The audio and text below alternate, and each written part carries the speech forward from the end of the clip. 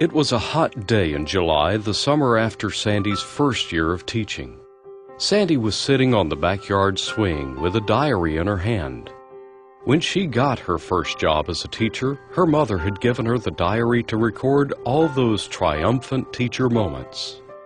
Sandy had gone to college not really knowing what she wanted to be or do with her life.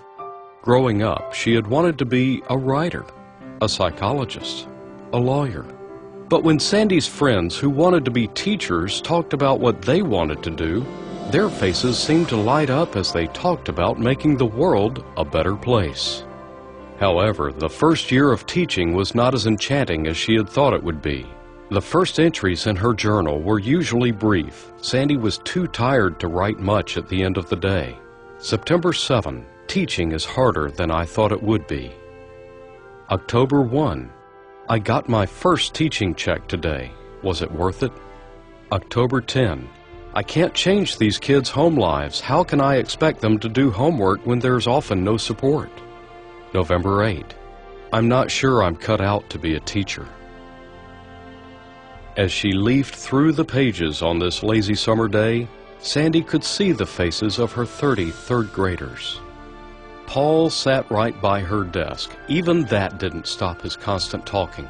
But she had sent a note home every day to let his parents know. Sandy had worked hard at being consistent.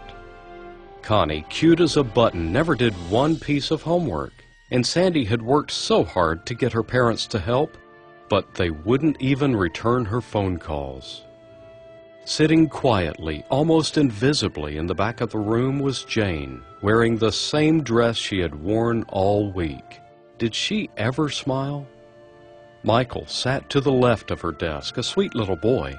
But when he read aloud, Sandy got impatient. He called so many words wrong. Sandy sat back and remembered how many times she had climbed frustrated into her car at the end of the school day, nearly crying tears of frustration. She tried so hard to be a good teacher, but it didn't seem as though she was making a difference of any kind, let alone a difference that would make the world a better place. But halfway through the diary, Sandy noticed that her entries had become longer. They focused less on her frustration and more on the kids themselves. Sandy began reading. January 10. Paul controlled his talking so well today that I sent a note to his parents telling them about his good behavior. February 12. I found out today that Connie's parents are getting a divorce. I'm not going to keep calling. Instead, I think I have a plan, a way to help Connie with at least some of her homework before she leaves school. March 8.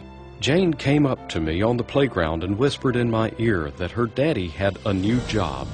She was smiling. March 25. When Michael was in reading group, I noticed that he was always able to answer my questions. It's when I call on him to read aloud that he stutters, and his hands even shake.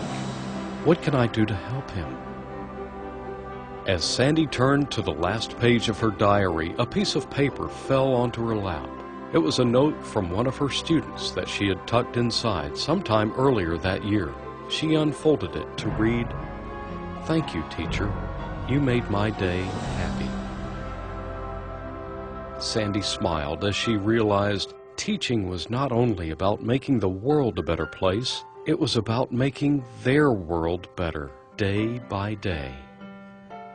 Thank you, teacher, for making your students' days happy.